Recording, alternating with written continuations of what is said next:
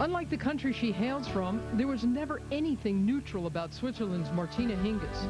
She had the arrogance of youth and a keen and agile mind that was most rewarded on the slow, rubbery hard courts of the Australian Open. Yeah, Grand Slam is always something special. You want to come so far you can, but I think I have a good chance. I hope I win. Martina Hingis became the best player in the world, a haughty, high-handed #1. And for 6 straight years, she reached the final here in Melbourne. 3 years in a row, she won the title. So if you think a return to the game is a sentimental stroll down memory lane, think again. If you feel like you don't have the chance to win Grand Slams, to make the top 10, and to be able to beat the top players out there, I think that's what I'm aiming for. But every comeback is different, and it will just take time. She's had her way through the first 4 rounds, packing the stands and piquing the interest of a sport famous for flameouts and comebacks. I wouldn't necessarily not say that it was easy. I just play it really well. Martina Hingis striking the ball with authority. Boy, welcome back. I'm becoming more of a believer in this comeback. How great is that? Terrific. She's going to scare the daylights out of whoever is left ahead of her. But now in the quarterfinal, she faces the women's U.S. Open champion, Kim Clijsters, the sort of opponent whose heavy ground game and relentless attack drove away Hingis years ago. She's the favorite one, and I'm just the underdog right now. Coming into this event, I would have never thought I'd get that far, and now here I am, and right now I really don't have anything to lose. So is this where the comeback stalls? Well, I think I have to be better and not just as good as I was. The whole game has gotten so relentless that you can't let down ever. You know, 1 point here or there, they smell the chance, they're right on top of you. No matter what happens, Martina Hingis has shown that this game can still be played below the rim. Imagination, guile, and whimsy have returned to women's tennis. It may not be enough to win with, but try to watch her play without smiling. You cannot stay neutral watching this Swiss. There's the sparkling resume. 3 of her 5 Grand Slam titles down here in 3 consecutive years. Also lost the final 3 consecutive years, 2000, 01, and 02. Quite an accomplished doubles player. She's alive in the mixed doubles down here with Bupati, a very formidable team, and they played an hour and 45 minutes or so yesterday, so she's been just kind of soldiering on. They're maybe favorites to win the mixed doubles. You know what? That was her practice. She was kind of like of the John McEnroe school, where she liked to use her doubles as practice for her singles. And you know what? That probably gave her a chance to kind of relax and get the kinks out, so she'll be ready for today.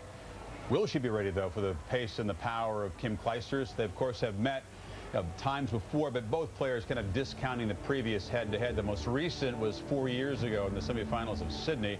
Hingis acknowledging that Clijsters has come a long way in her game since then. Clijsters wasn't Clijsters, and Hingis was a different player then. So, you know what? I throw in the head-to-head out the window. Today is a new day, the new beginning, and, you know, maybe a short rivalry, because who knows how long Kim Clijsters is going to play. Oh, we saw the conditions impact that last match. Sheeter putting up pretty meek resistance in the heat. Hingis admitted she was tired at the end of a 2-set match against Samantha Stosur. This should be a much more physical test in tougher conditions. That was a night match, and there is Hingis. She can look to her left and see pictures of herself as a 3-time champion here. Look at her checking out this kind of hall of fame as the players make their way from the locker room to the court. A little smile on her face. This is why she came back, though, Brad. Moments like this. She's just about to come to herself right here. There she is. There's late 90s. Kim Clijsters, she won't find herself on this wall, but she is the U.S. Open champion, and questions the last couple of weeks have been about the health of her hip and her back, and her opponents have said, wait a second, if you're that injured, and you can see the left thigh wrap right there, how come you're wiping us out in straight sets? Clijsters should be the favorite of this crowd. Hingis was something of the villain in knocking out Australia's hopes, Samantha Stosur, in the previous round, and the one-time fiancée of Leighton Hewitt continues to be very popular down here, Clijsters, so she figures to enjoy the support of most of these folks today. Women's singles action for place in the semi-finals here of the Australian Open Championship brought to you in association with Daniel. Would you please welcome from Switzerland, Martina Hingis.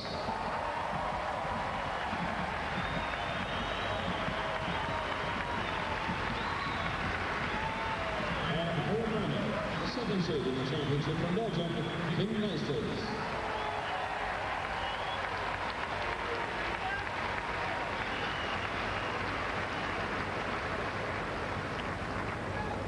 So nice smiles and a look around from both players who will be able to handle the pressure of the occasion. This is something that Hingis handled so well in her first incarnation as a tennis player. Clijsters at times hasn't. Who do you give the edge to today? Well, about 3 hours ago, I was really going to give the big edge to Clijsters, but the heat has cooled down. I think that's good for Martina.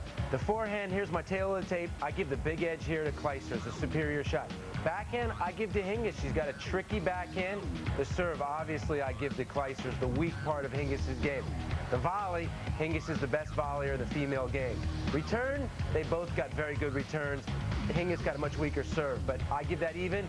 Foot speed, it's a tough one to call. Hingis reads the play, Clijsters faster. I will go even on that as well.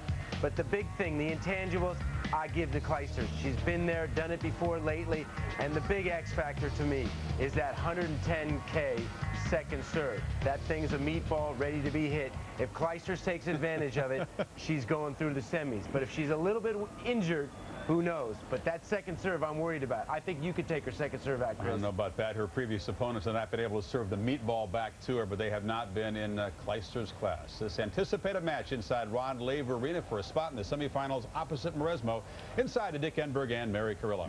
They both use the expression meatball, then they throw it to us. Oh, that's appropriate. There we go. Very again. appropriate. Rod Laver Arena, and it's exciting to be here because there's so much anticipation about this match. It's not only the comeback story of Martina Hingis, but it's the comeback year last year of Kim Clijsters, who has finally returned here where they refer to her as Aussie Kim. Yeah, that's right. And you know, she's a very popular player all the time. There's no denying that. But, I don't know. The guys were thinking that maybe Clijsters would be the fan favorite because she was with Leighton Hewitt for so long, and that Hingis knocked off Stozer, the Aussie player, the other night. I think they like Hingis here. This is a very hip, sophisticated tennis crowd, and they know that Martina Hingis brings a brand of tennis that they haven't watched for years. And that's why I think that they'll get a kick out of Hingis. She played Stozer the other night, and Sam Stozer, a very young Aussie, very talented Aussie. It was packed here, a night match, which is always a lot of fun. But for the first set, Stozer there in the pink trying to make things happen, and Hingis explaining to her and the rest of us just why she is so tough. Great anticipation. Just uses up the whole court, finds the short angles, and does things that, Sam Stozer, she's a young kid. She's just never faced that kind of player before. The first set was over in a hurry. Second set got tougher. Stozer settled down a little bit and started making Hingis play, and Martina even admitted that towards the end of this second set, she was getting tired, but she prevailed in straights. Had it gone three, maybe Hingis isn't here playing Clijsters today. Dick, she's only been playing professional tennis again for a few weeks. She's played a lot of tennis. She's got a lot of matches in her. Once again, she has got to, if she wants to try to beat Clijsters, she's got to do it in straights. Well, going back to that Stozer match, in that tiebreak, Stozer was serving 5-2 for the second set. Who knows what might have happened in the third, but Martina Hingis has yet to sacrifice a set in the championship, and the smile is big as her game, which brings back so many fond memories of her terrific play that started back in her early teens. She knows she's going to be facing a lot of power. Clijsters is big off the ground off of both sides, and her serve is better than Hingis's. But we don't know how bad her leg is. We don't know how bad Kim's back is. She says she's on anti-inflammatories and painkillers, so she is not in pain. But believe me, Martina Hingis will do her very best to test the limits of the physical fitness of Kim Clijsters. This could be very interesting. And Clijsters will be testing that soft second serve of Hingis. Number 2, Clijsters, the wild card. Martina Hingis, we're ready for play at Laver.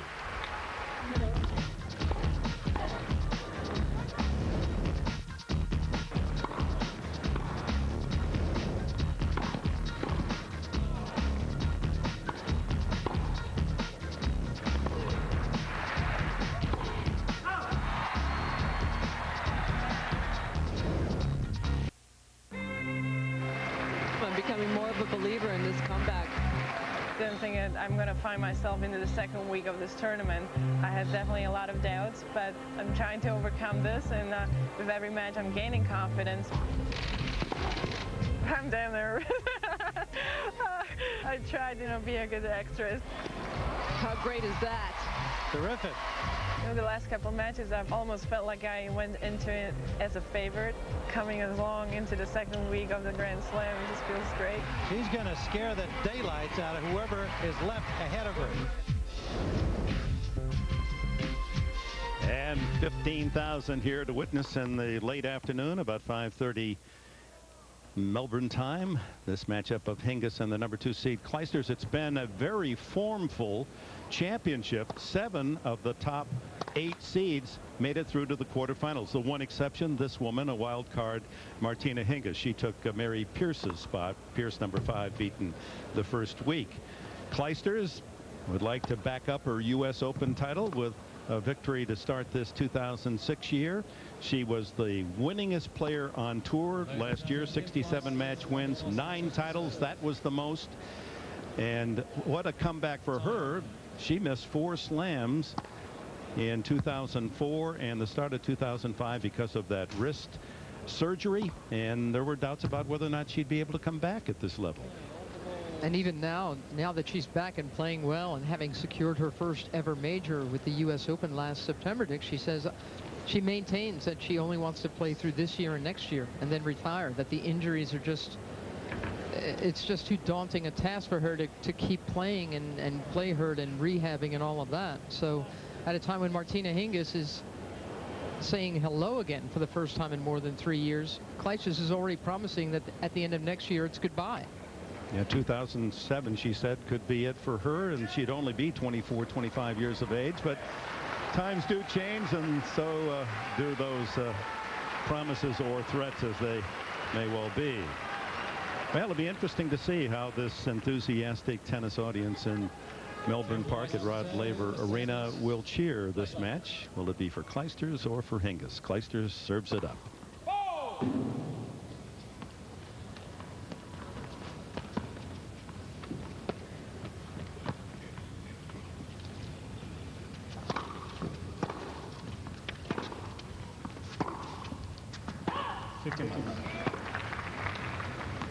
Already shadows creeping across this center court.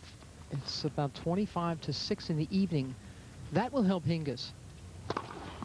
We all thought this match was going to be played hours ago, but there was a very long men's quarterfinal. Sebastian Grosjean going down to Nicholas Kiefer. Almost Germany. 5 hours, huh?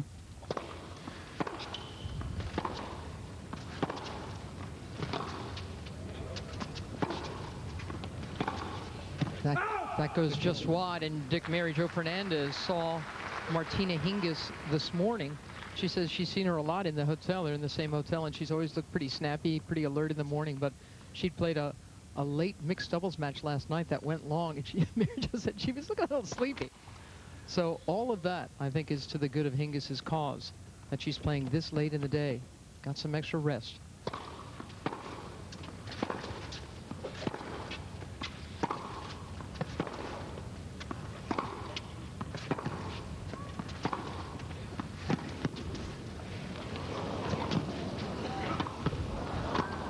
Nice. This match is already a vast improvement over the first women's quarterfinal played here earlier today. Amelie Mauresmo meeting no resistance against another Swiss player, Patty Schneider.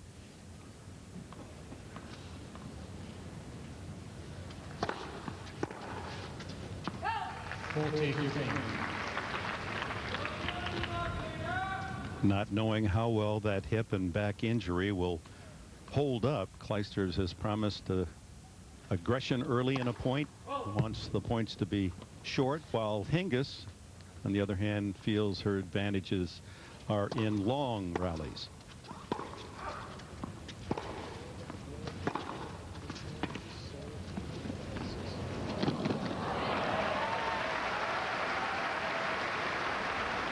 Well, there are plenty of women players who move well side to side, but Hingis will force her opponents to move up and back as well, because she's so clever about using the angles, using the short court. Now, normally, Kim Clijsters is one of the quickest players on the court, a great defensive player, but again, Hingis testing to see just how mobile she is with her injury.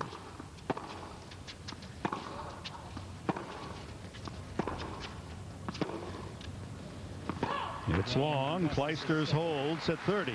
You know, we keep talking about the fact that Martina Hingis has a very attackable serve. It's not just because she's short, because here she is, Martina Hingis, about 5'6", and it's just, there's not a lot of propulsion to this serve. She pretty much just directs it into the court. Same size as Justina and Ardan, but she explodes into the court. Much more propulsion, much more racket speed. And she can serve them. She's the same size as Hingis. She can serve them in the 115s. And we'll check Hingis's miles per hour as she serves for the first time. Many of her second serves measured in the 70s in her victory against Sam Stosur. The reason she's been winning is because she's serving in the 70s percentage-wise.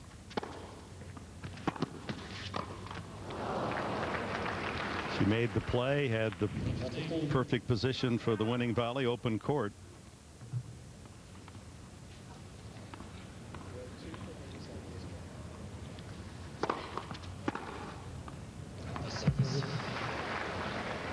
So let call from Carlos Ramos in the chair, Portuguese umpire.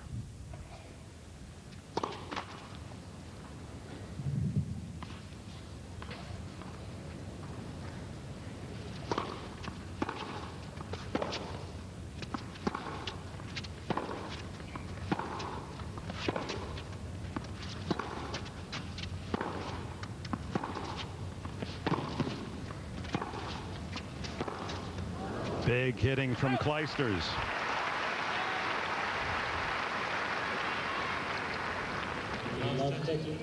First round, Hingis took out a former top 10 player, now 30 in the world, Vera Zvonareva.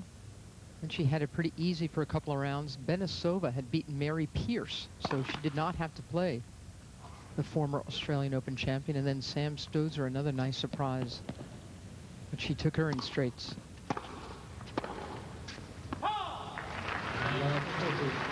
And Clijsters holds and now has Hingis in a love 40 jam.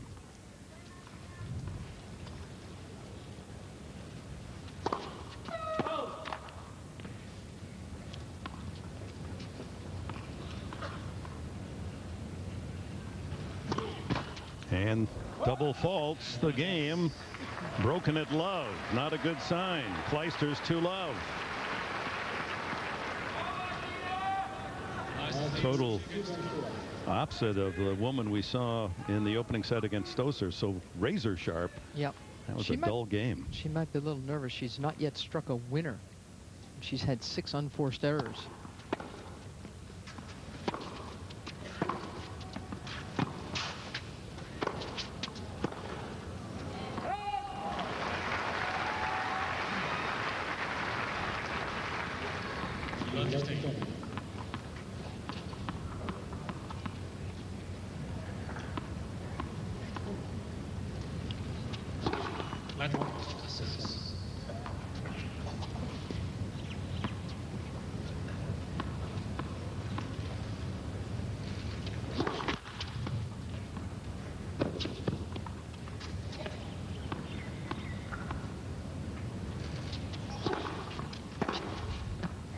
There's the winner. Love 30 opening for Hay. Jumped on this one. And that off forehand of Hingis's has always been pretty to watch.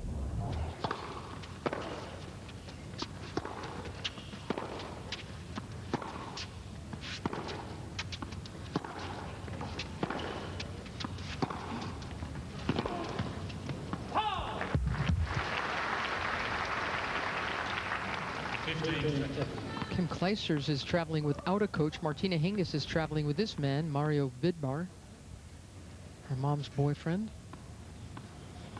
Swiss sports journalist.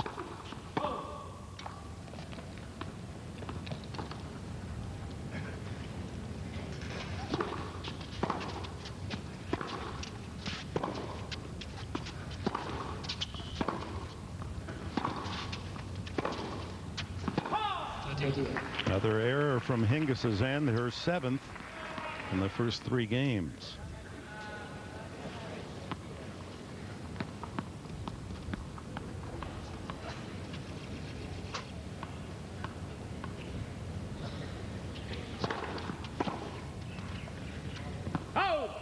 service winner, so if she digs from love 30, the game point, and an early jump 3-love.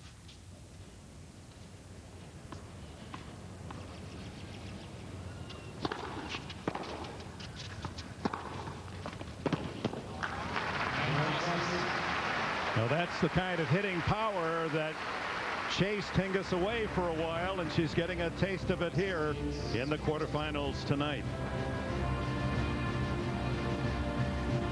Fascinating country. A chance to do a little travel log there. Kim Clijsters with a 3-love early lead against Martina Hingis.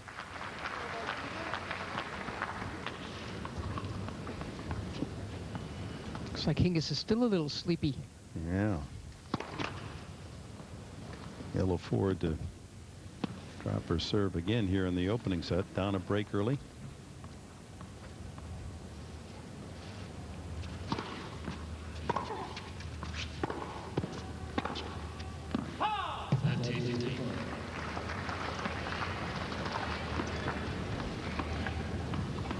That was a 77 miles an hour serve.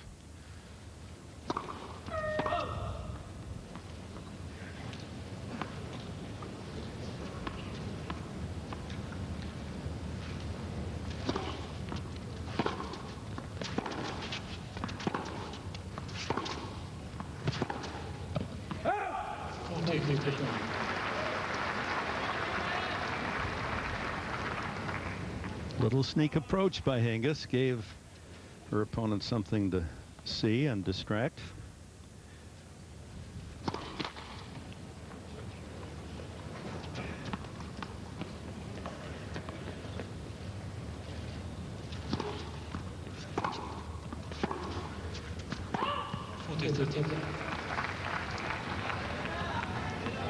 That 74 mile an hour second serve, Clijsters took a good crack at. Wins the point, 40-30.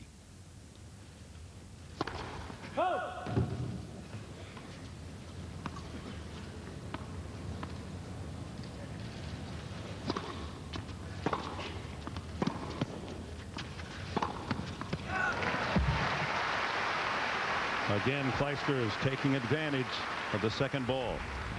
Yes.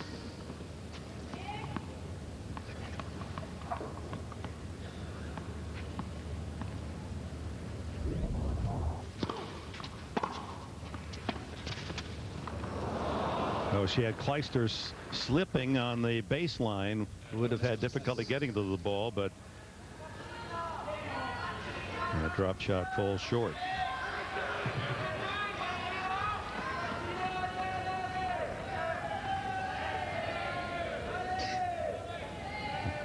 Even this crowd sleepy. Only a few voices awake. Break point, Clijsters.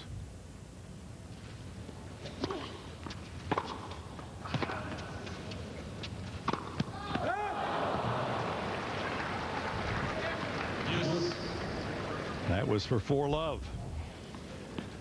And the Hingis has pretty much walked away from that shot, just assuming Clijsters was going to convert it, have the second break.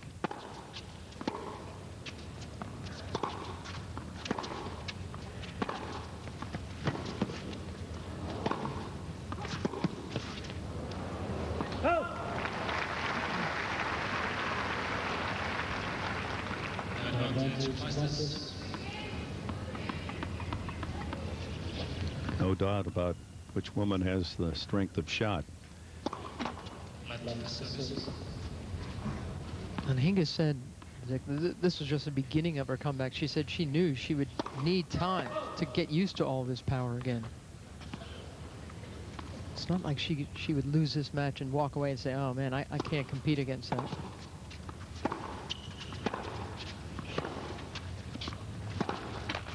Yes. Well, the beauty of her experience here in Melbourne, Mary, is that she really has been a winner already, despite what happens tonight. Of course, she's very competitive, and those juices are going to drive her toward hopefully a semifinal. But should Clijsters prevail, it's still a win-win for the former champion here, Hingis.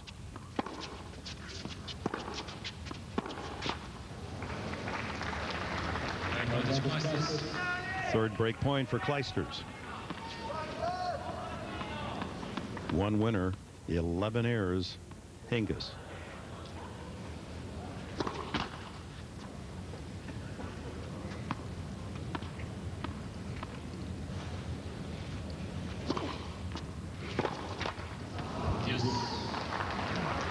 Clijsters very generous on these break points. Letting her off the hook.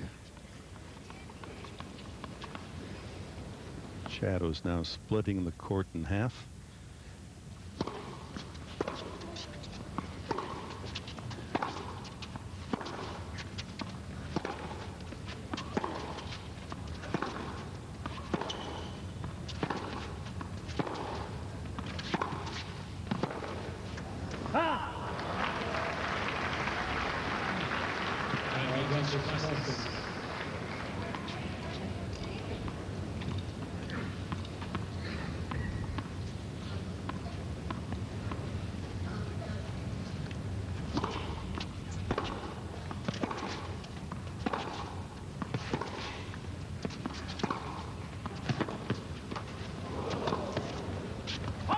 Oh, that ball clipping off the top of the net cord. It's not many go over here at Rod Laver. It's strung very tightly. Oh, 4 break points saved. Struggling on serve, Hingis.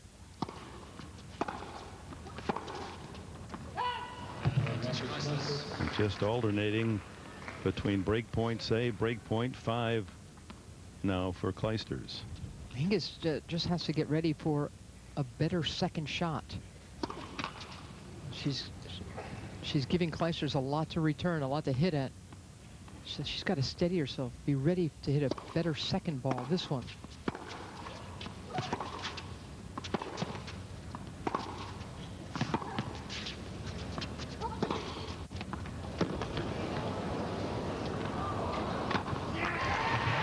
Kim Clijsters, the #2 seed, a commanding 4-love lead.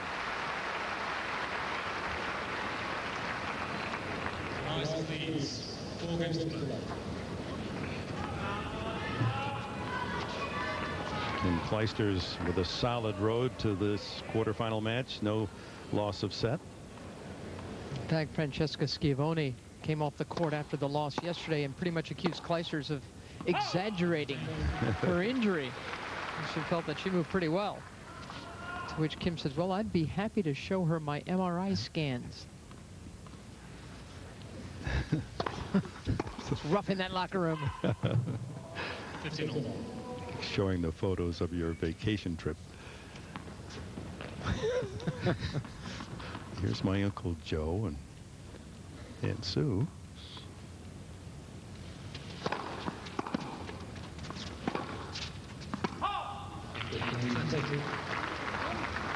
You want to just see Hingis get some kind of a toehold, if not into this set, into her own game.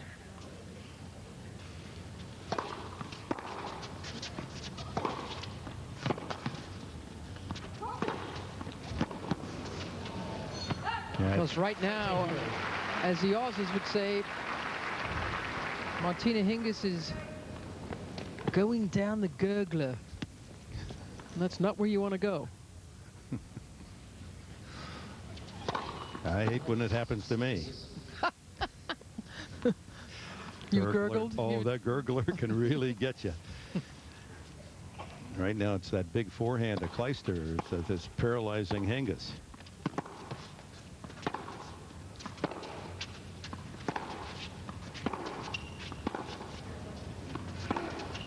Clijsters thought Hingis' shot was out. Well, that earns Hingis some applause and a break chance. I think they really want to see Hingis do something, make her way a bit.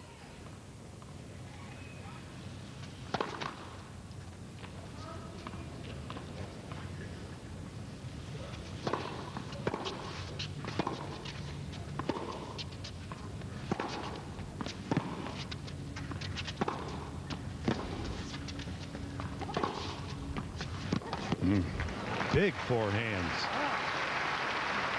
Pinning Hingis in that corner.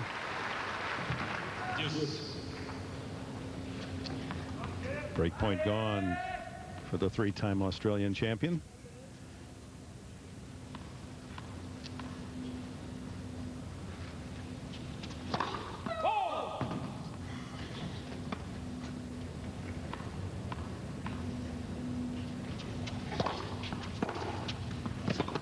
Oh, that's a snappy return. As much as possible, Hingis has got to do that. Take the ball early. Get it back across the net as quickly as possible because she hasn't the firepower. She's got to rob Clijsters of time somehow. And there's the break for Hingis. She's on the board.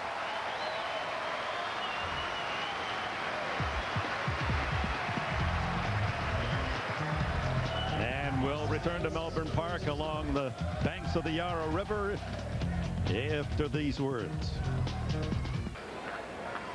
So the woman named after Martina Navratilova has broken Clijsters to take back one of the breaks. Now must hold here to bring interest to this opening set. Could loosen her up a little bit too. I think she was getting a little embarrassed, Hingis, and now that she's at least broken Clijsters, she feels like she can perhaps make a good showing.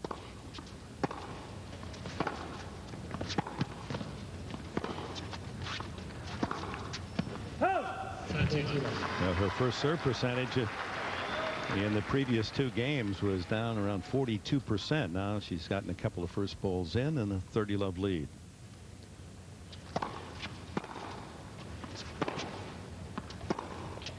And Clijsters off.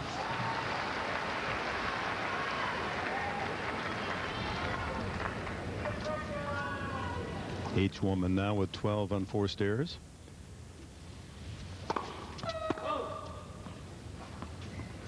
Winners 3-2 Clijsters.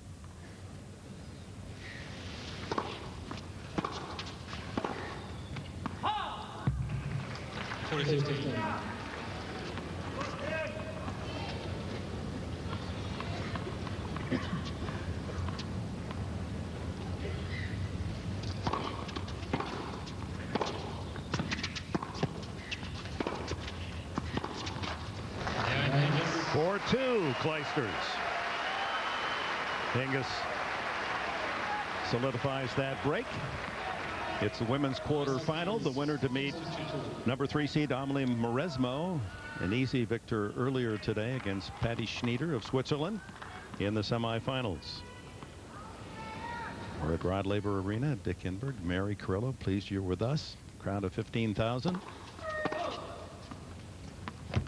on this early Wednesday evening in Australia.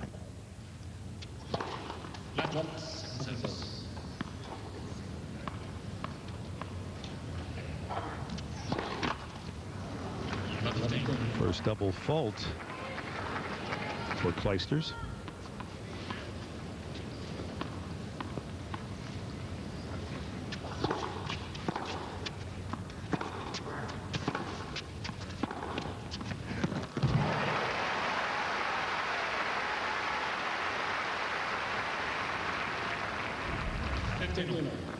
Sweet timing on this backhand. Just leans in on it, Kim. Hingis-like. Yeah.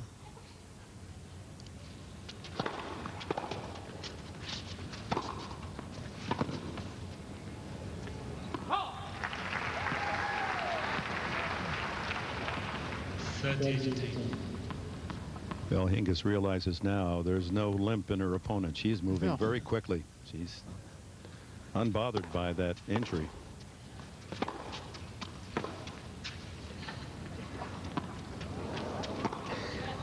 Oh my.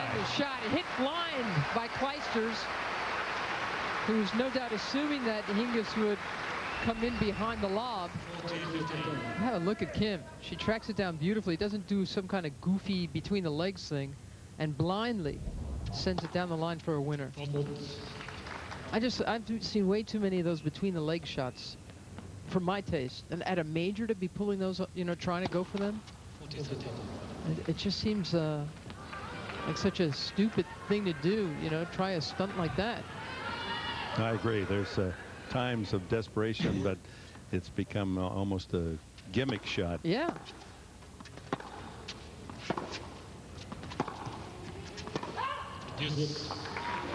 Oh, Hingis is 2 points away from getting back on serve now.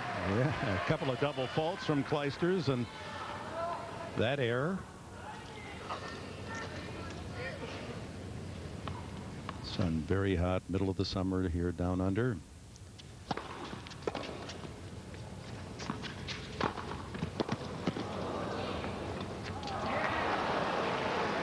Oh,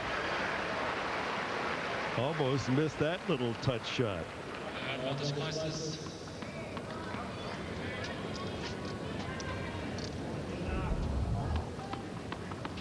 And to lean almost over the net to make this play.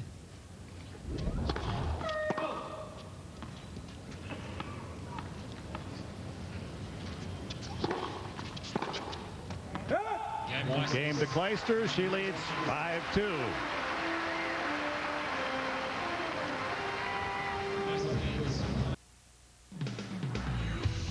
In only her third year on tour, playing in her 9th major, and in her first ever Grand Slam final, Martina Hingis took the first of 3 Australian Open titles.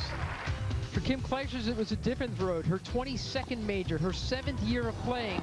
She'd been 0 for 4 in Grand Slam finals before she finally took the 5th final against Mary Pierce in last September's U.S. Open.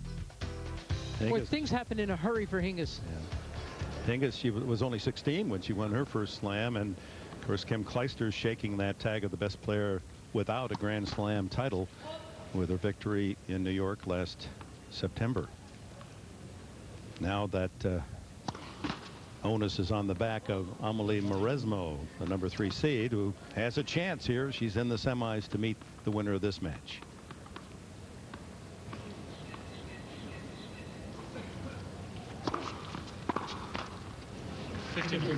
Clijsters is giving Hingis a little bit of room to breathe in some of these games now. The first 3 games, Hingis was making all of the errors. Now Kim is helping her out a little bit. Skidding serve off the service line. Karam's into the crowd. Such a terrific stadium for fans. I mean, every seat is ideal. Not a bad place to be.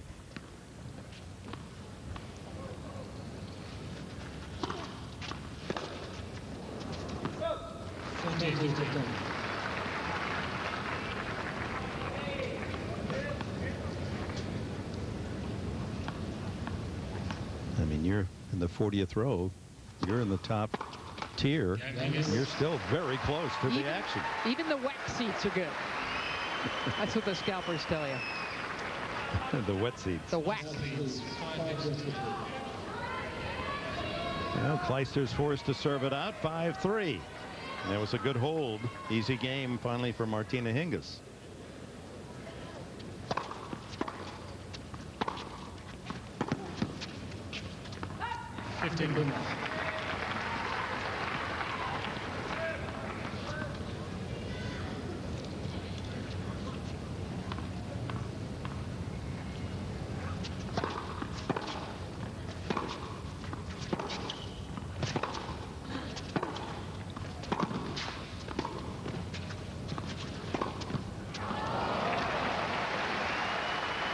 Just enough top spin on that backhand to draw it on the line.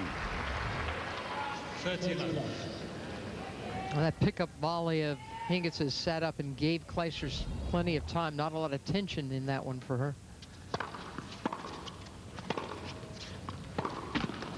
And now 3 set points.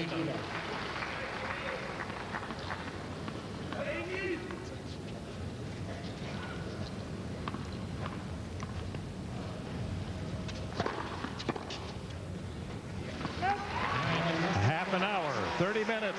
Kim Clijsters a set away from the semis. This is a journey.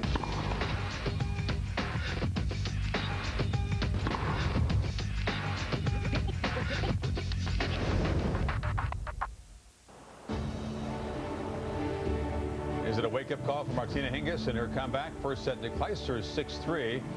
Uncharacteristic Hingis numbers. Just 3 winners in that first set, Brad. 15 unforced errors, as she's obviously struggling with the pace of Clijsters' shots. Very much the same as at Sydney a couple weeks ago when she lost 3-3 to Henin. Struggling with the big pace, and then with the pace of shots, she can't be as creative, which is forcing her into mistakes. And the thing I was worried about here was the second serve. She just lays that second serve in there, and boom, Clijsters is all over that shot. And watch her dominate with the forehand. I felt like this was the better wing, and Clijsters could pick on that, and that's exactly what she did. All right, besides just a set and perhaps losing a match, is there a bigger meaning in your mind for Hingis as she tries to evaluate her ability to compete with the best? Well, I think that, she's going to realize that she's going to have to get better to get in the top 10. She's going to have to improve her serve and improve a few other things. She's done well to get to the quarters, but she's still a long ways from getting to the top 5 and beating these main rivals. Trying to get a toehold in this match, serving up 30-love now in the first game of the second set. Back to Dick Enberg and Mary Carrillo. All right, mates. Hingis moving into this quality of a opposition.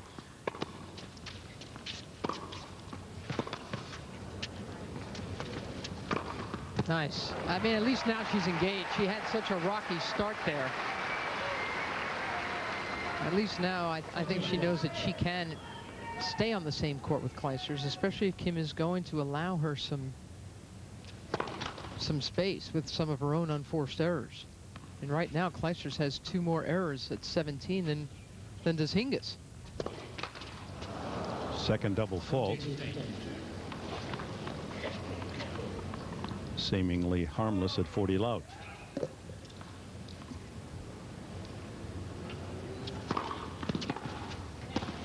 Oh, that's beautiful.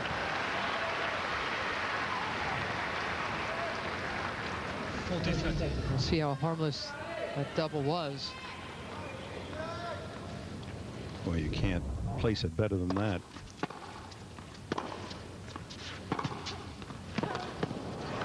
And another forehand that is so penetrating that Hingis, with all her ability, tough to even get the racket on it.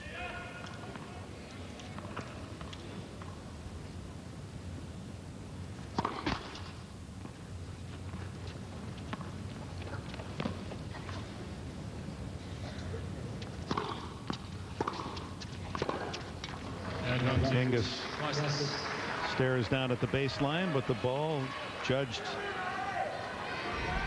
good. Let's see what shot spot says. Yes, inside the line half.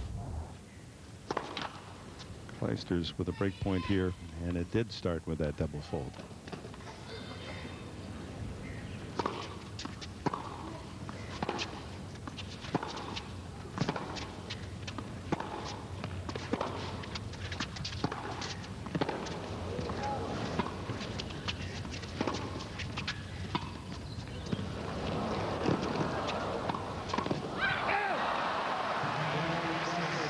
Clijsters with the early break in the second set.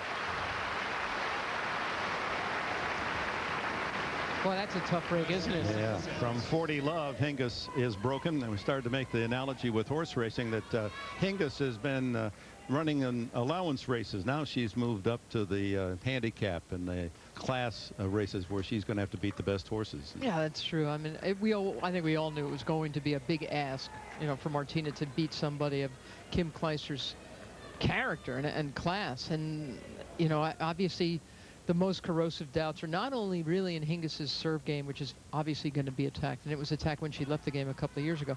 Hingis's return game isn't big the way her opponents are either. It's not like she can have the easy return winners that people like Venus and Serena and Clijsters and Sharapova and Mary Pierce and Davenport have. So these are tough questions that will be asked of the Hingis game. As heady as it is, a little brute strength doesn't hurt every now and then. Yeah. And you could see how fit she is. I've never seen her this fit. She never used to work on that. She used to want to just try to outthink her opponents and manipulate them around the court. Now she knows that for this to be a legitimate comeback, as much as she can, she has to beef up her game. As much as she can, she's got to stay fit and fast enough to take the ball early and stay inside these lines, not drift behind them. where she becomes defensive, reactive.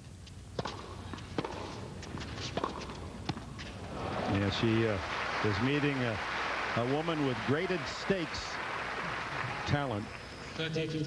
And you're away from major competition from 3 years, and then in a couple of weeks you play the #2 woman in the world.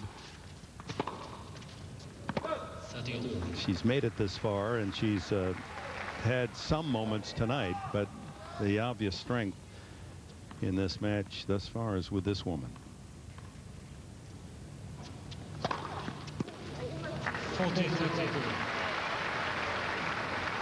Hingis is a meticulous technician. She's got beautiful form and great balance, but you can still overpower that, and that's going to always be a problem. She's facing some uncomfortable truths here. She's got to figure out how to fight against that.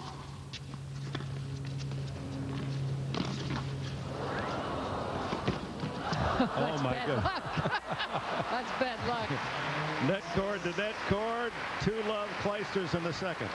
But you know, Dick, you know who Hingis can look to as she makes this comeback? Chris Evert. Because when Chris Evert arrived, she was better than anybody. Amelie Mauresmo is on through. The other two semifinalists, Justine Arden and Maria Sharapova, have made their way through to the Final Four as well. Chris Evert came on the scene and dominated with her mind, dominated with her sound ground game. And then Martina Navratilova came around and amped up the stakes considerably with her physicality.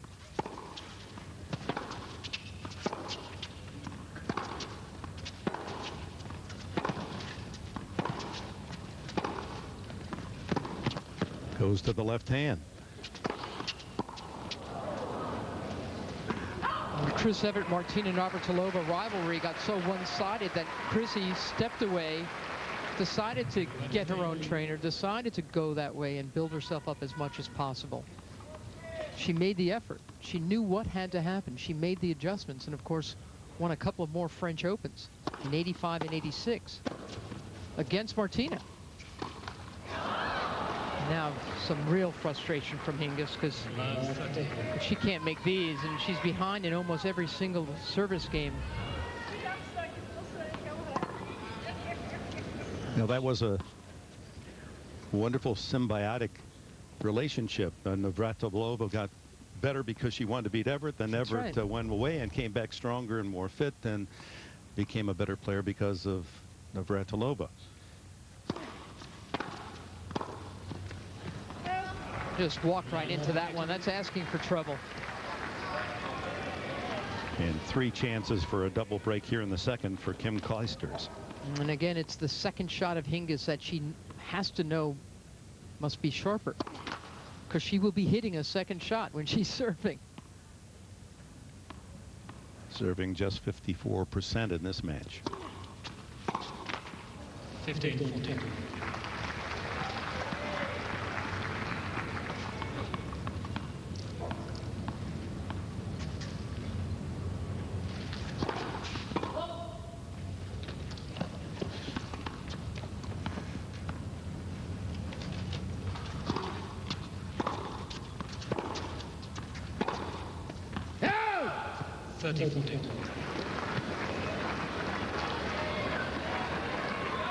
Clijsters with another chance, 30-40.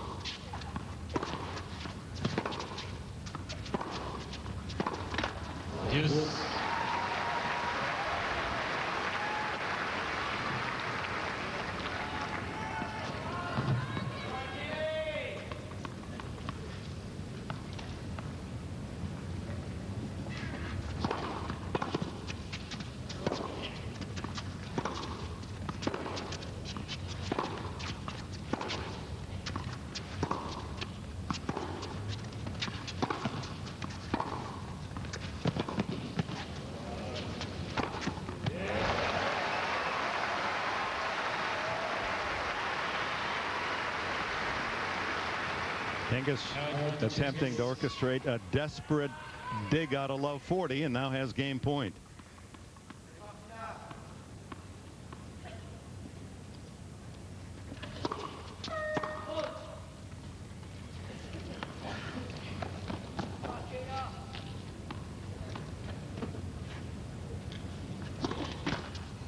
Oh my.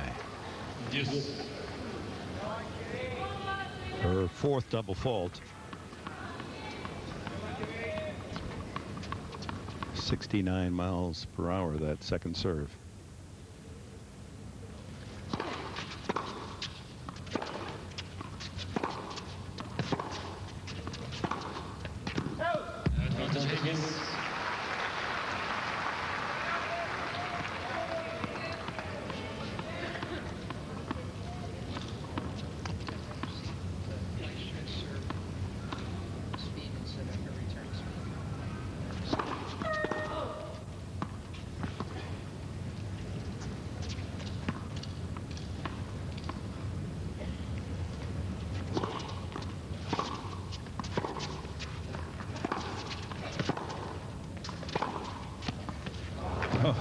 Another forehand pinned in the corner.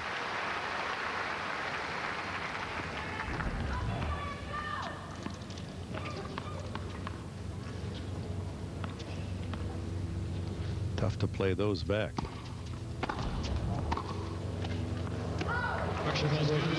Overruled. Yeah. Ramos says the shot was good. They'll replay the point. No, they won't replay the point because that's considered to be a winner, judged by the chair. So it doesn't have to be replayed because Kim had no play on it, and he was right according to ShotSpot. So another game point for Hingis, and now the game. It's 2-1. Clijsters up a set, up a break.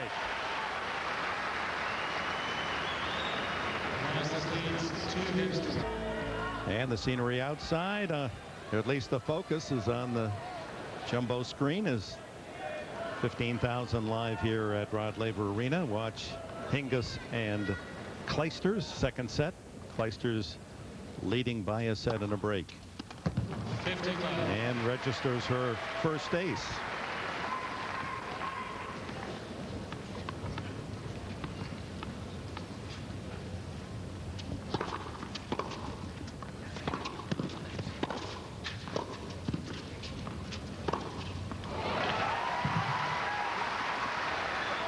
We've been talking about the attackability of the Martina Hingis serve. Her first serve isn't as big as Clijsters' average second serve.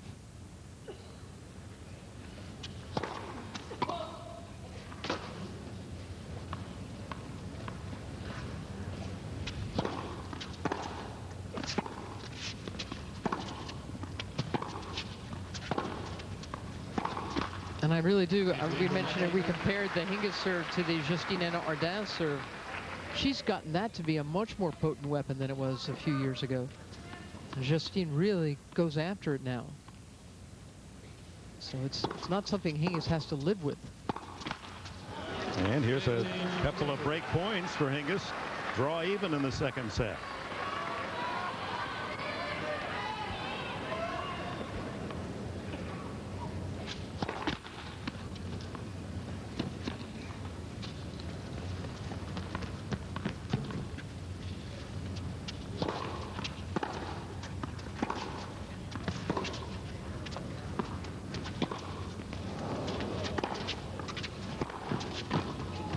Well played. Now there's the heady Martina Hingis that fans so admire.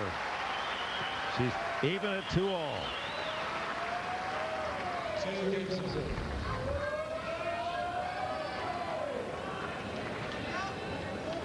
Martina Hingis was given a wild card into this event, and she's the first ever woman wild card to advance to the quarterfinals of a Grand Slam.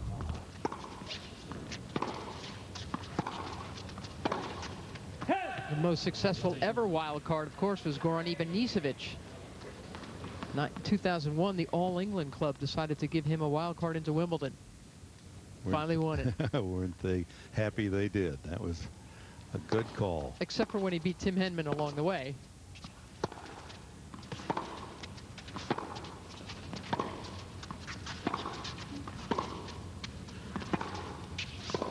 15. You mentioned earlier, Mary, that Kim Clijsters has stated, shocked everyone, that after 2007 she's seriously thinking about retiring. She feels that that should be enough. She said, this isn't just careless talk. I've thought very heavily about it.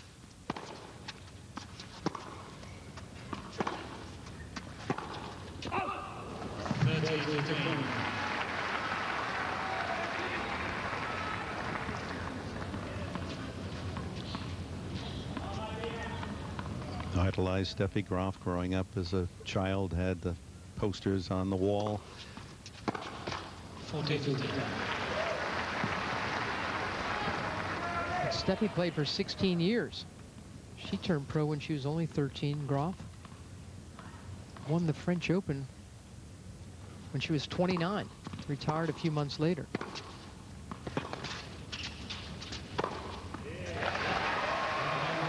On serve in the second. Hingis back in the match. Let's go to Chris Fowler. All right, Dick, thank you. And we're joined by Amelie Mauresmo, who awaits the winner of this match in the semifinals here.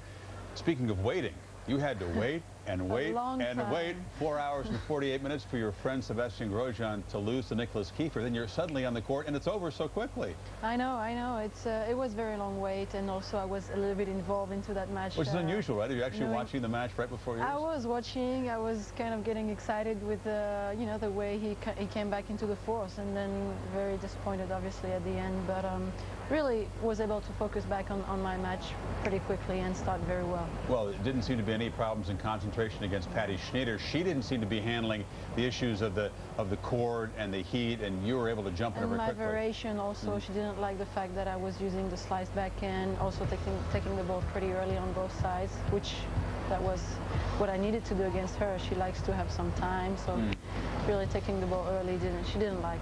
No, but she uses a lot of spin herself. But you have the kind of game that, you know, on these courts, if you hit a really effective slice, the ball can stay low, and so many players don't enjoy that kind of style, don't enjoy having to bend down and hit the shots. Yeah, and also not a lot of players are using the slice backhand, so they're not used to it. Just basically they used to play very, you know, powerful shots from the baseline, very flat, and you know, trying to change it a little bit. Well, watch Kim Clijsters serve here now at 2-3. Martina is back a little bit into that match. Yeah, Kim making some errors and allowing Hingis to begin to get a foothold and feel more comfortable. You would be very surprised, though, if Hingis turned around and won this? I would be a little bit surprised, yeah. I would think Kim would overpower her a little bit, especially on her forehand side. But, you know, she seemed to handle the pace a little bit better in that second set. Obviously, you're a very interested observer because you you play the winner. What are your thoughts on, would you prefer to play Martina? Well, no, I mean, I think Kim is really going to win this one, so I'm preparing to play against her. And, you know, she's been very consistent, although we can see she has a big tape on her leg, but being very consistent since the beginning of the tournament, so I'm expecting a tough one. She keeps talking about various injuries to the back and the hip, and there's the thigh wrap, and yet her opponents don't really seem to see much evidence. In the locker room, there's talk, wait, where are these injuries? I know, she seemed to be moving very well and covering the court pretty well, and even sliding, you know, like what she loves to do. So, you know, don't really count on that for her to be less effective. Amelie, this is the first Grand Slam you've played since the year-end championships in Los Angeles. A tremendous breakthrough, beating Clijsters on the way to that title, the title of your life. How is it different playing a major with that big accomplishment already on the resume? I think I'm much more relaxed now, putting real things into perspective, and really feeling the little less pressure now that I've won a big one. It's not a Grand Slam, it's not a major as they call it, but it's still a big one. So. You know, we'll see if I can make it here as well. And there she goes. Clijsters with the forehand winner beginning to find the range once again, and a point away from leveling this second set at 3 games all. Is there any player in this draw hungrier than you are to win a Grand Slam title?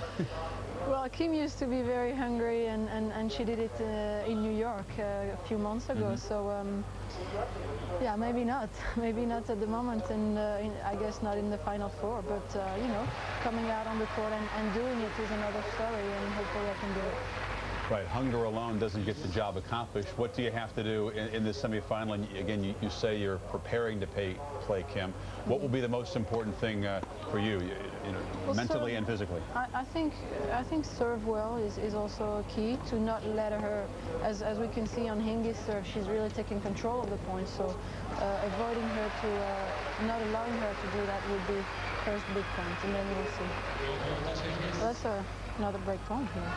Yeah, she does have a break point, and turning into a critical game in this second set. So I might have to prepare play against Martina here. Yeah, not so fast with the game plan as Clijsters sprays that backhand wide, and yeah, you might want to go watch this match and do a little scouting because maybe Martina Hingis can turn it around. But you're very generous to join us. We thank you for your time. Amelie Resby safely through to the semifinals to take on the winner of this match, and all of a sudden it has a different complexion as we return you to Dick Enberg and Mary Carrillo. Yeah, does it ever? And thanks, Chris and Amelie. That's the television first. We saw the scouting and the game plan and the change of direction before our very ears. As Martina Hingis, 4 straight games and a 4-2 lead here in the second.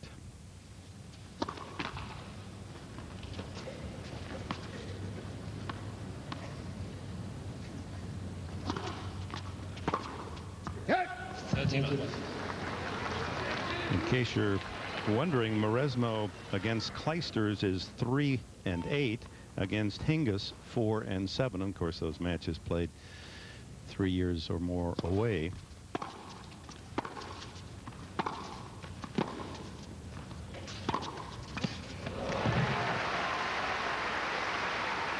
Well, that's been Clijsters' big weapon. 30-15.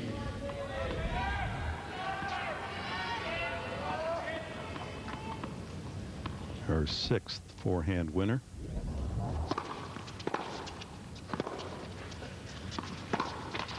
You see what a good job Hingis is doing now of holding her ground, not backing off that baseline. And even though it requires exquisite balance and timing, Hingis is spitting the ball back to Kim and not fading, drifting behind the baseline where she's on defense.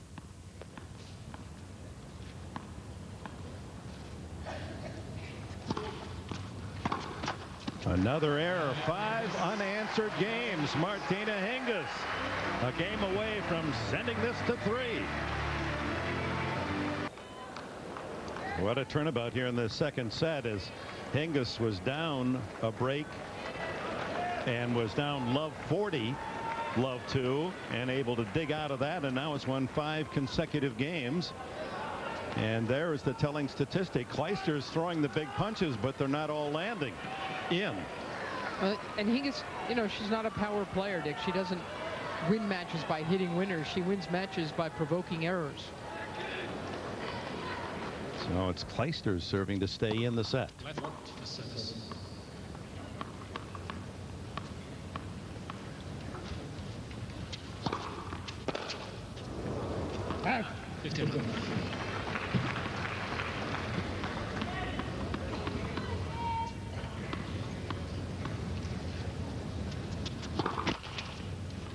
Just feel like Clijsters she's speeding along too quickly. She's got to slow herself down a bit. She's rushing everything. Her 4th double fault.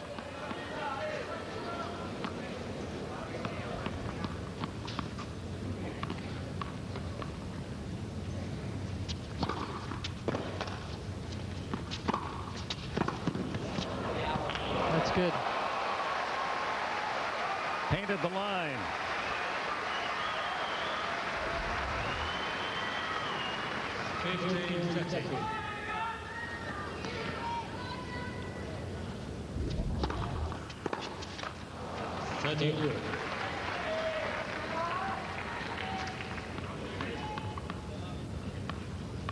Clijsters is ready again. Just like her idol Steffi Graf. Oh boy.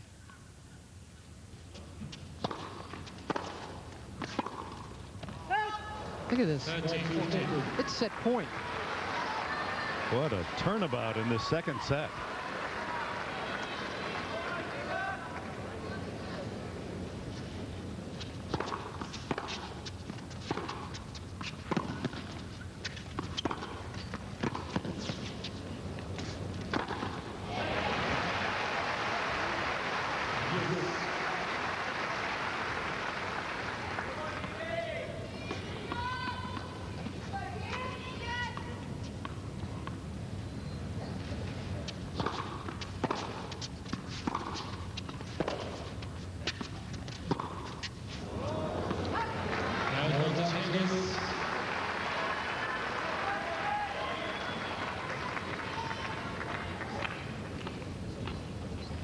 Set point 2.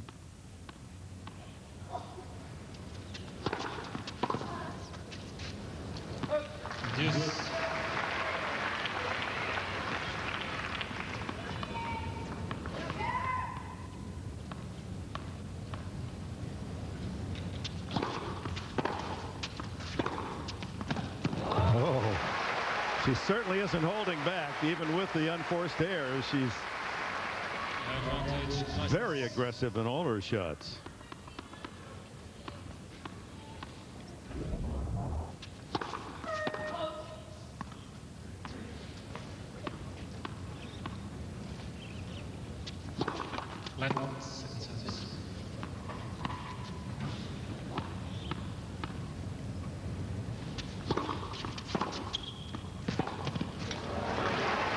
Again, a very snappy return from Hingis, well inside the baseline. Meeting the ball early, driving it deep.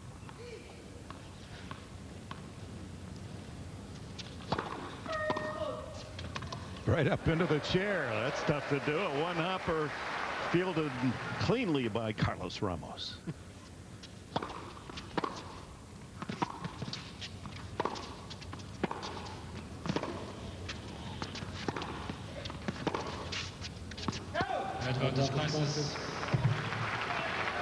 Another game point for Clijsters. Stay in the second set.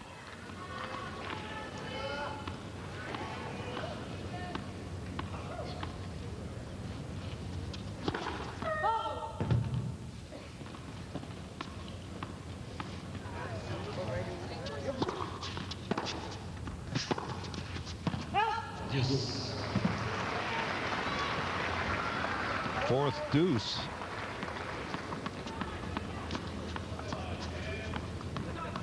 Hingis again. 2 points from a third set.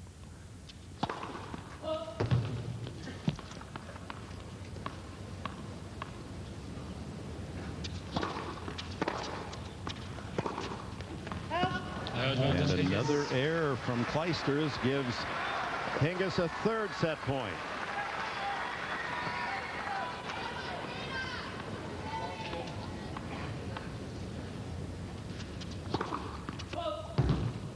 First serve well off in this game.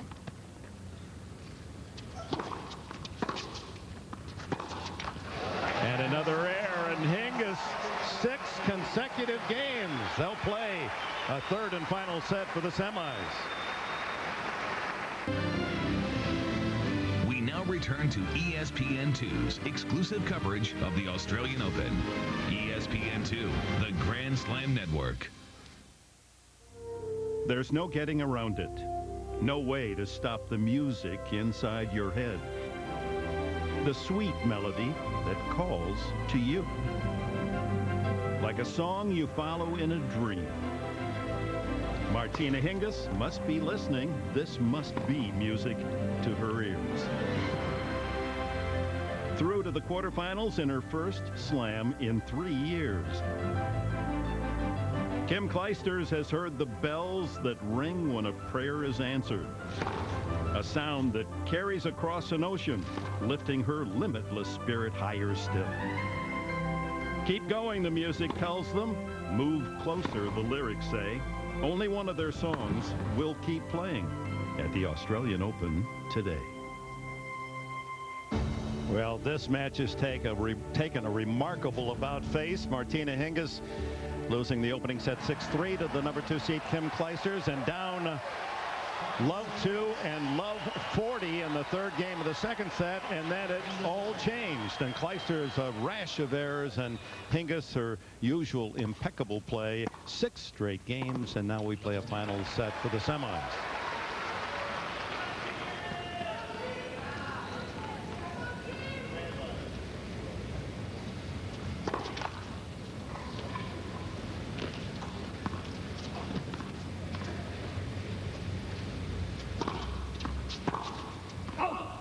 Clijsters continues to miss.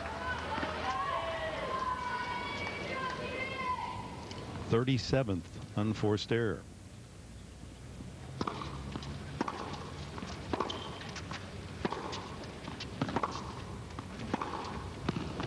And another.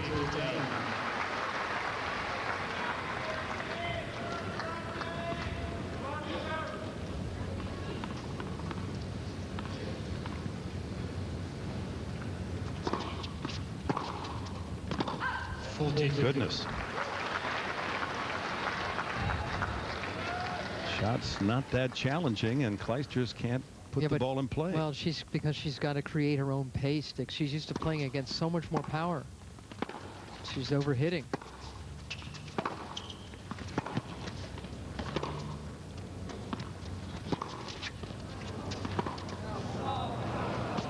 We all know what it's like to play against a club player who's just not giving you a clean ball at all. So then, you know, you try to work the ball yourself, and it can cause all kinds of crazy. You lose your rhythm, you lose your focus, you get aggravated.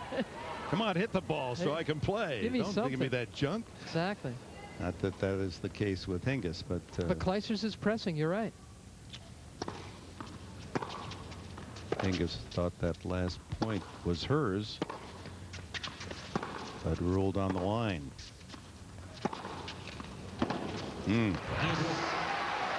Little anger in that forehand. Hingis look back at umpire Ramos. Feels she should have this game in the bank.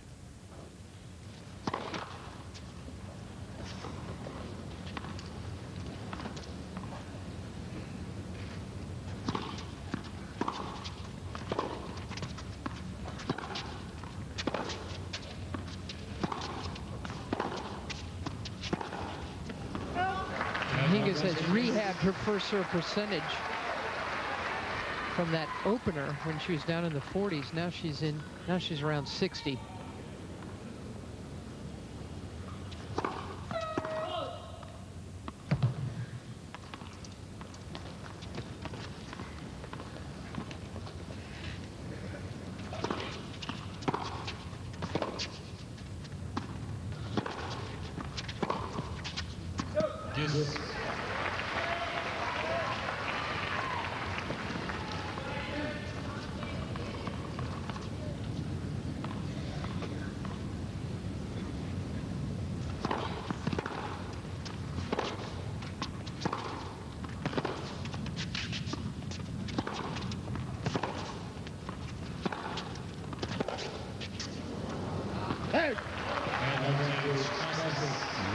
Clijsters fighting in this opening game of the final set has a break point.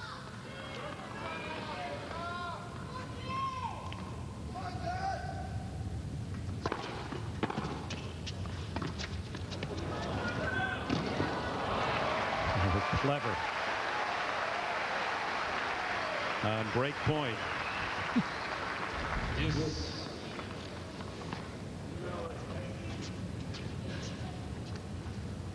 Maybe the speedy Clijsters can't get there.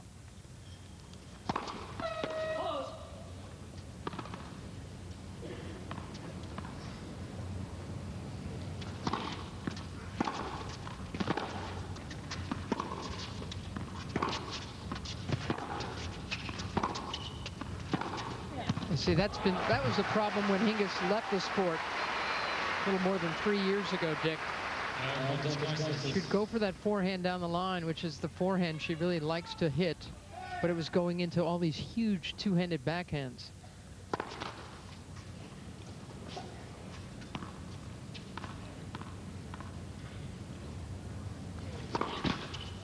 And the double fault gives Clijsters the break and the opening game of the final set as she digs out of a 40-15 jam and breaks Martina Hingis. Now what's going to happen?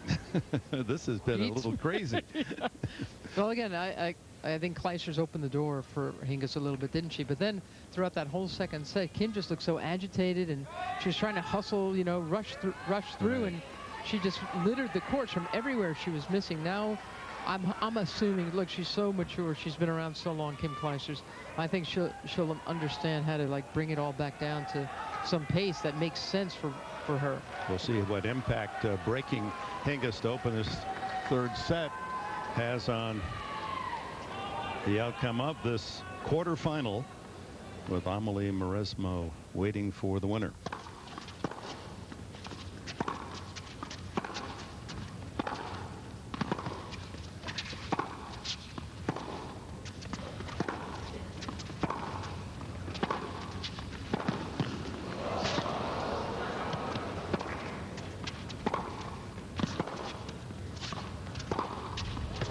Oh, yeah.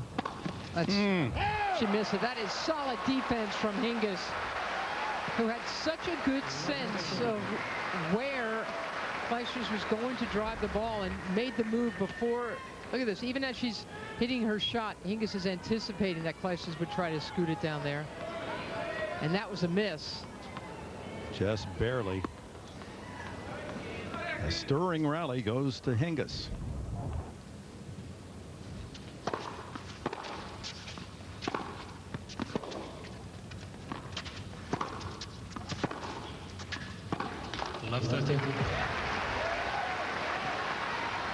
To me, this game decides whether or not Hingis can have a shot at this final set.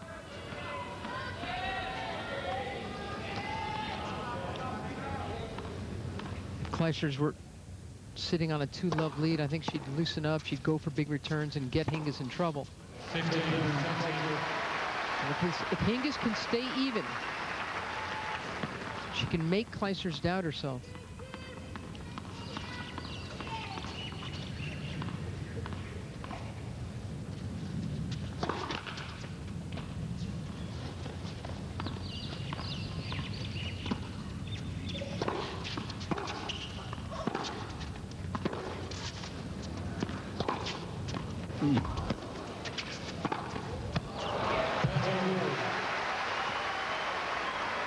Well, if she wins it, Kim Clijsters, she'll be praising that forehand. Wow. Coast to coast. That's been her biggest asset.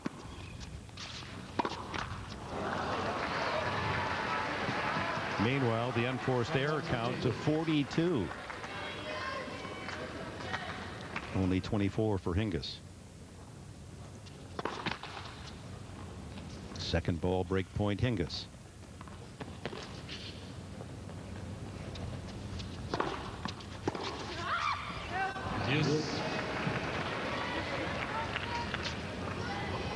A little taste of her own medicine there. It took something off that second serve, sliced it.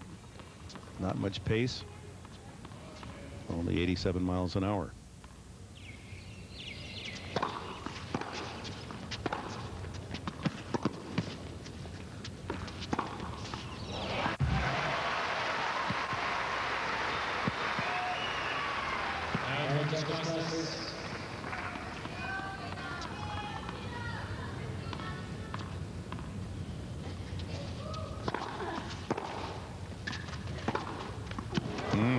That's too good. That's some fine hitting to get herself out of trouble in that game. That was a very crisply played game for Kim Clijsters. She leads 2-love. We're at Rod Laver Arena. This championship of the Australian Open, working toward the semifinals. 3 positions are set. The 4th to be decided in this final set between Kim Clijsters and 3-time champion Martina Hingis. And Clijsters has pulled out the heavy, accurate forehand here when it's counted most in the 3rd set.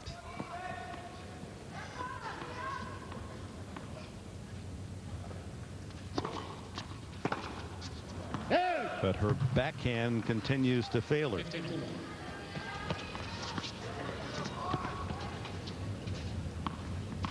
6-0 in winners here in this final set.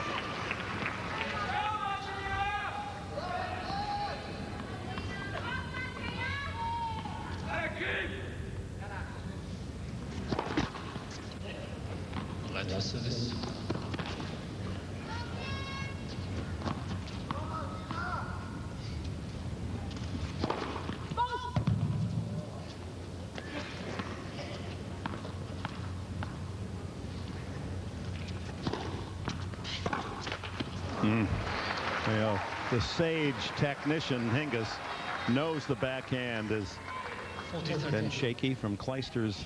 She's feeding as many as she can to that wing.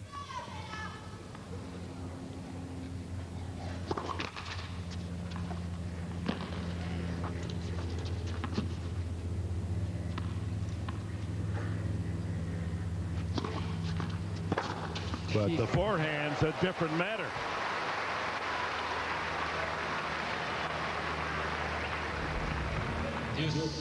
In the past, the forehand of Clijsters was always a worry, but it worried her too. She would have a lot more errors from that side. But today, it's gotten her out of trouble time and again. And now she gets a second serve on break point for a 3-love lead. Or check that back at to deuce. And now it's Hingis with the game point.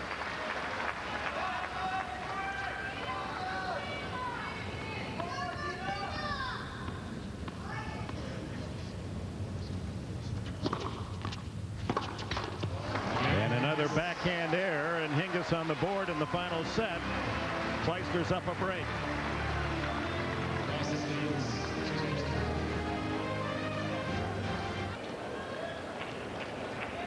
Final set, 2-1 Clijsters serving. As Mary Carrillo indicated earlier, Hingis admitted that she, as the Aussie said, ran out of puff in that second set against Samantha Stosur. And she was tired. Now she's in the third. She isn't match tough yet, coming back after the 3-year layoff. We'll see if that's a factor here.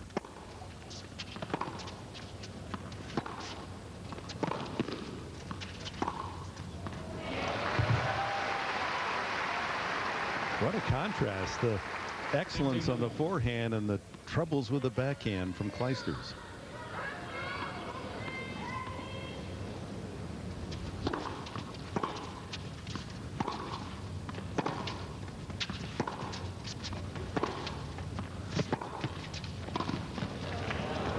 Oh, what a play on the dead run, softening that volley. And again, it's the anticipation that won Hingis that point. She set up the shot, knew just where to cover the net, knew what the logical reply would be from Clijsters, and was there for it.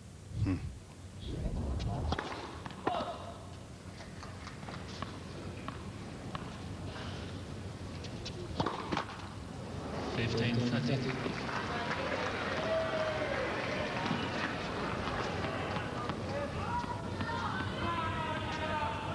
Each woman with 5 doubles.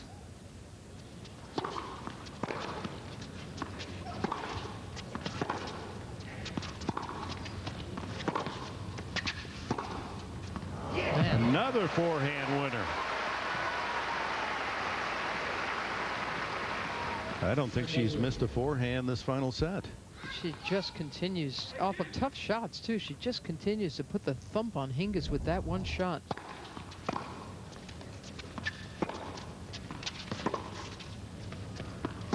Yeah, another.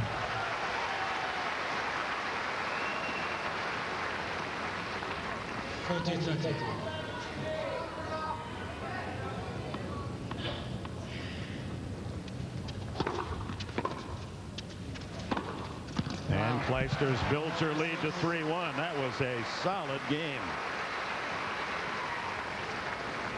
from 15-30. 3 games to 1.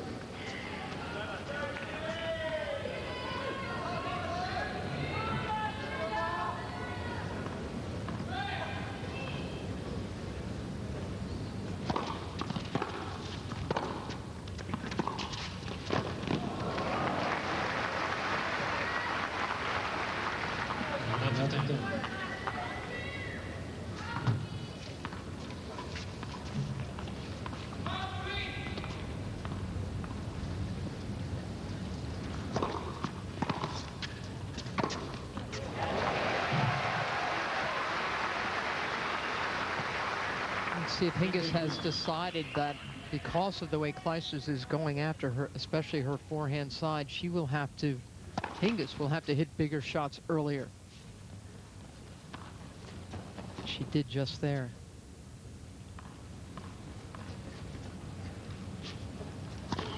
Flat service.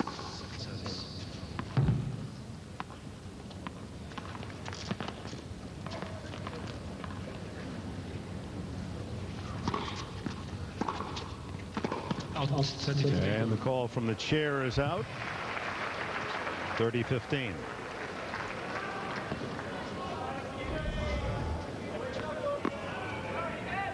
Oh, took a bite out of the back of the line, so Carlos Ramos misses that one.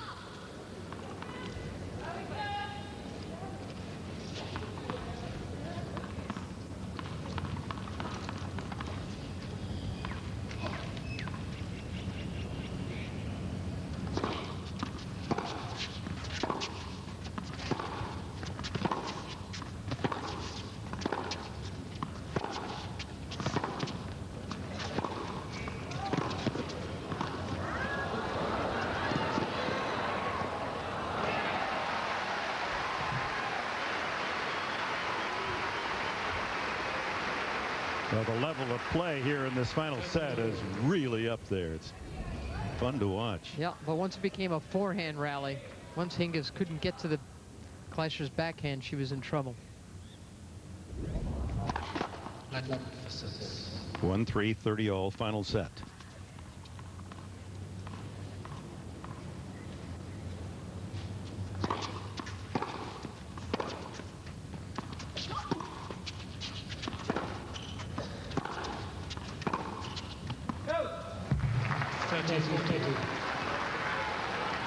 There's a big point. Hingis can ill afford to sacrifice or will be down a double break here in the final set.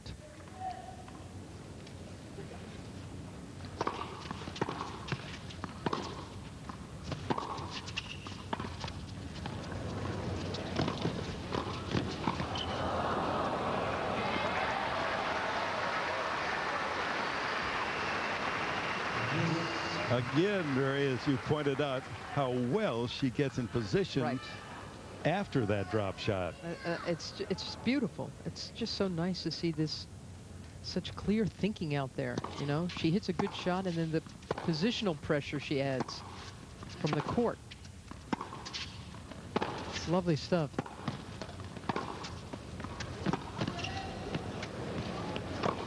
Well done. Pretty.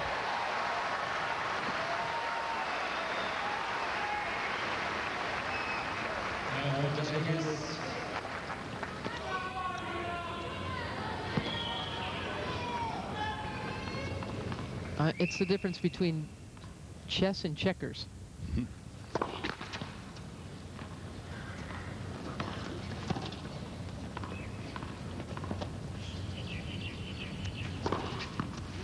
And she slices in her first ace of the match. What a big save. Now down just one break.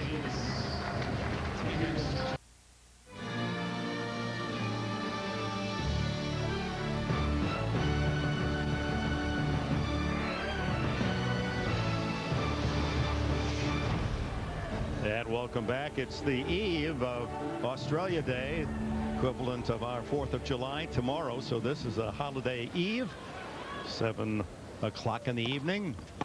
Pleased that those of you on the West Coast around midnight, 3 o'clock New York time, we're live. Rod Laver Arena. Quarterfinal match. So how do you like her comeback so far? Well, you know, I've already been pleased. It's like having the surprise present for all of us that love this game, and for her to do so well. This is all bonus. Now this is frosting. This is bonus coverage? This is bonus coverage from Martina Hingis. How glad I am, and you and so many others, that she apparently is back with game. Pushing Clijsters at 3-2 to love 30.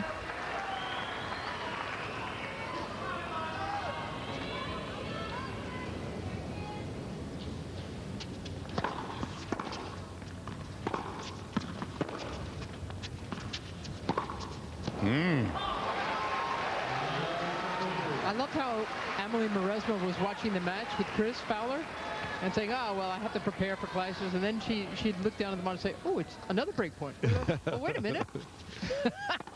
changed my thinking. One break point saved, 2 more for Hingis to draw even, 3-all in the third and final set.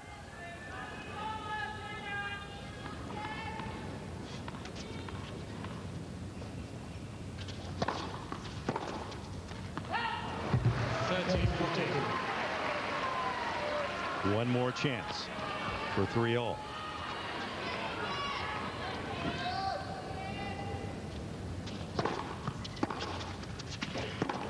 And Clijsters, another backhand error.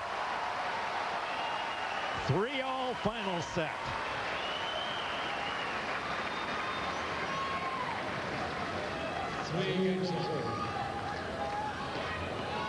It's been puzzling, this match, with its ebb and flow. Appears that Clijsters well in command. Up a set, up a break, had her opponent love 40 at love 2. And then Hingis runs off 6 straight to win the second set.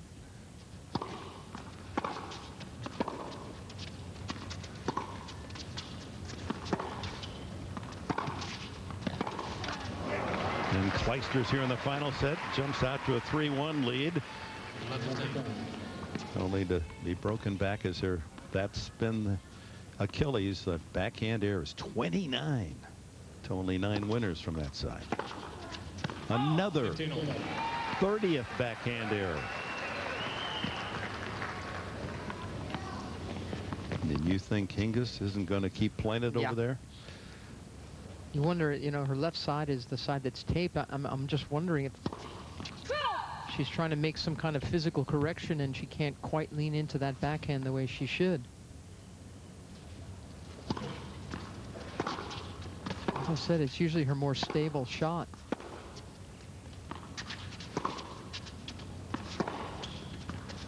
There she gets the forehand. That helped her to open up the court.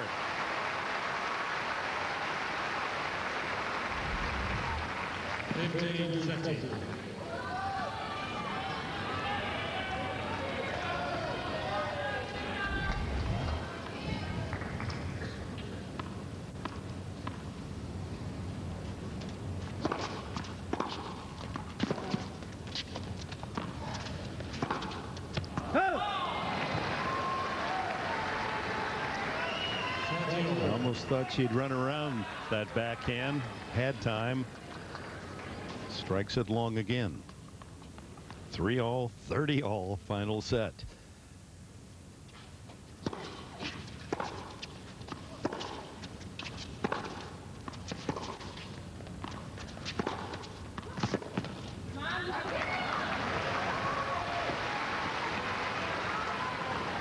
Break point, Clijsters.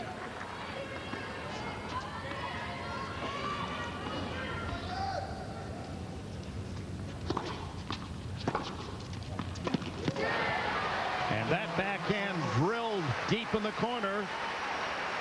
Kim Clijsters regains the lead 4-3.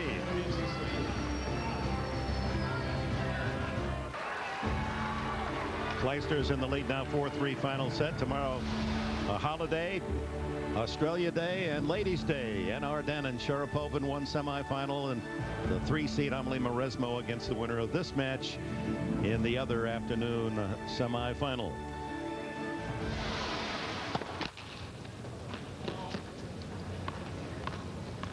Clijsters now trying to consolidate that 4-3 lead.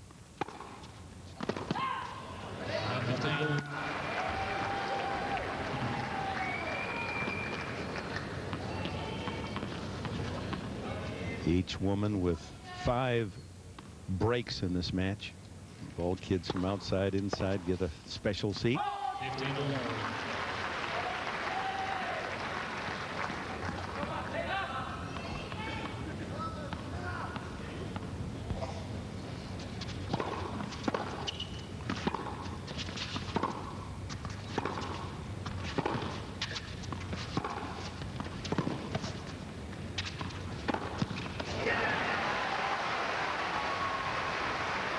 Reminder, the semifinals here on ESPN2, both will be carried live 3:30 in the afternoon in the East, 12:30 Pacific time.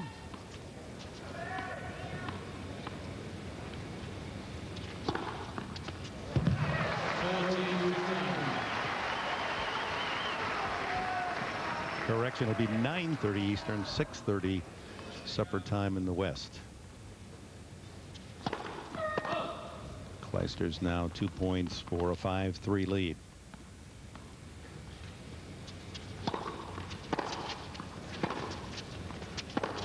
Oh, a wild forehand. And now Hingis in the hole. Serves to stay in this quarterfinal. 3-5.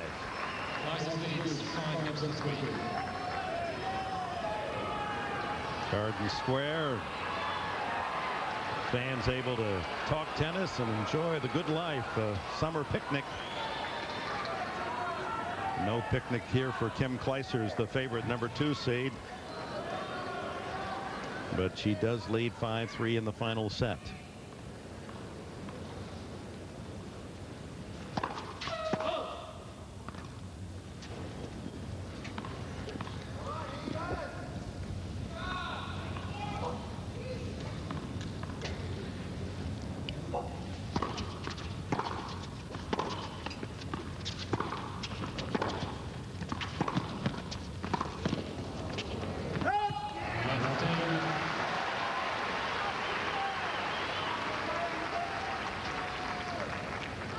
You think on the strength of this performance, other tournament directors will be giving this woman wild cards? Well, they'll ruminate over the possibility.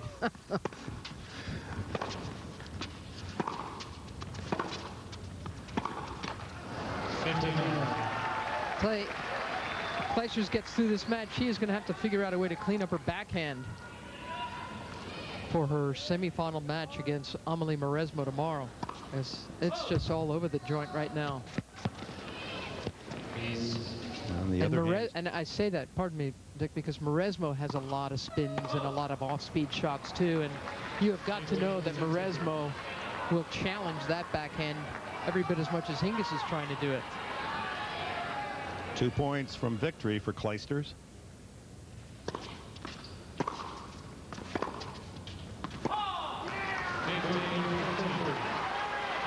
And now 2 match points.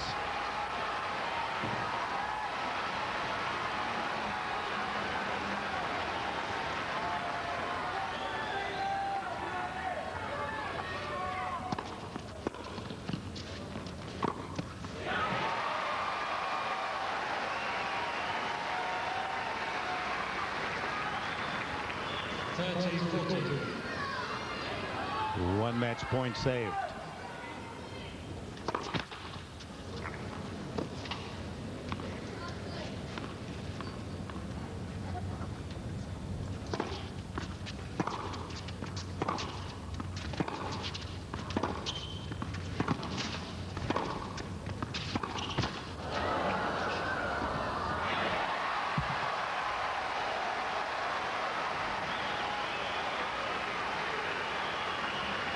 Not quite ready to let go of this day. Finally, a show of a little emotion, a wry smile from Clijsters. 2 match points saved by Hingis.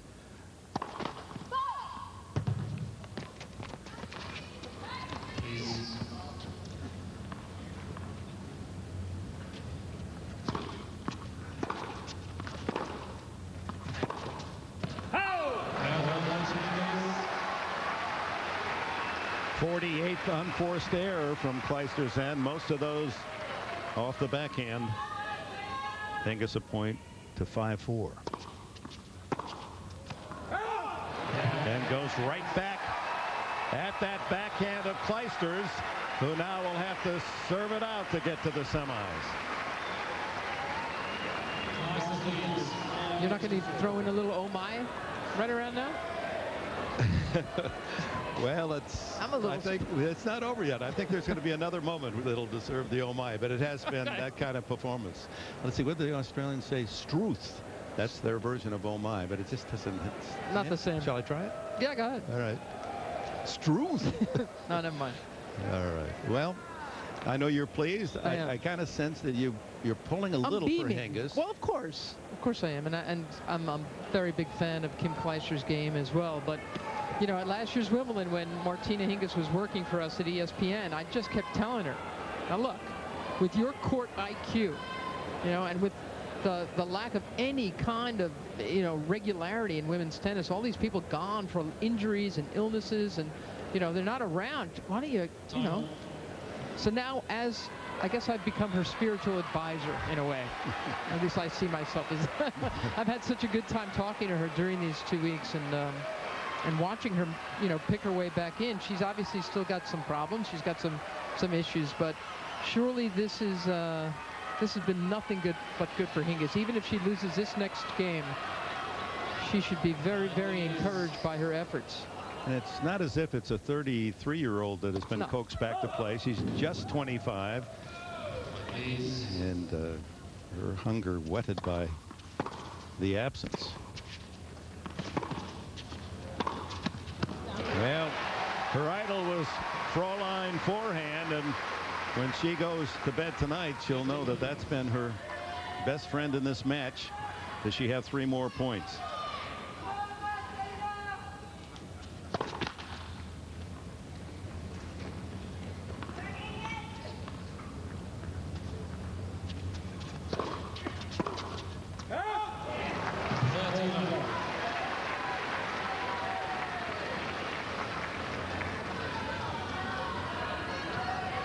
Didn't play last year because of the wrist surgery.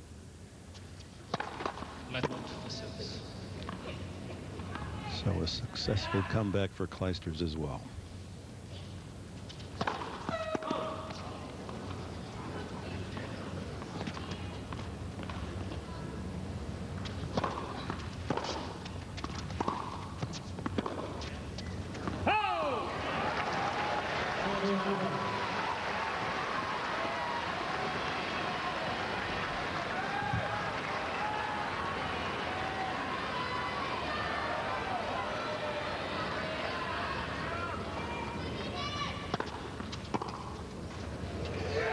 Clijsters has booked her way into the semifinals. It was a delicious fight, and Martina Hingis has delighted this crowd of 15,000 and all the rest of us with her terrific performance in this Australian Open Championship. Kim Clijsters, Amelie Mauresmo in the semifinals tomorrow.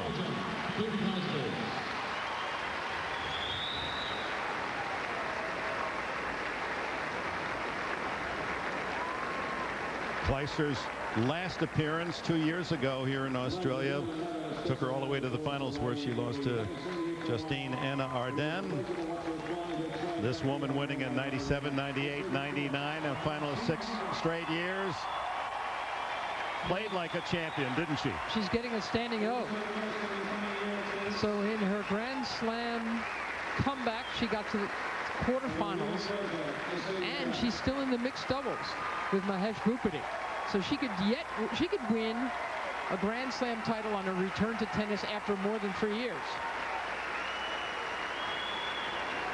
A knowing smile as she leaves Rod Laver Arena. And so the final 4 is set for this title. And Arden Sharapova. Well, in that one, I'm going to have to go for Justine, because she's hitting the ball very well. She's moving great, and Sharapova has looked pretty scratchy making her way into the semis at times. Mauresmo, Clijsters, I think this could be tricky for Kim, because we saw today that she is not in great control of her backhand. She's making an awful lot of unforced errors. Of course, that match to me is entirely up to the behavior, the performance level of Mauresmo. She seems very relaxed, very calm. She finally won a big title, the season-ending championships in 2005. But she will be throwing all kinds of junk at Clijsters. And if Clijsters, you know, if her rhythm is as off tomorrow as it is today, Amelie Mauresmo will get into her second Australian Open final. So Kim Clijsters has a chance now to back up her U.S. Open victory as she goes for 2 in a row. As she'll meet Mauresmo, still looking for her first Grand Slam title. It all begins 9:30 live tomorrow night, 6:30 in the West. Congratulations to the #2 seed.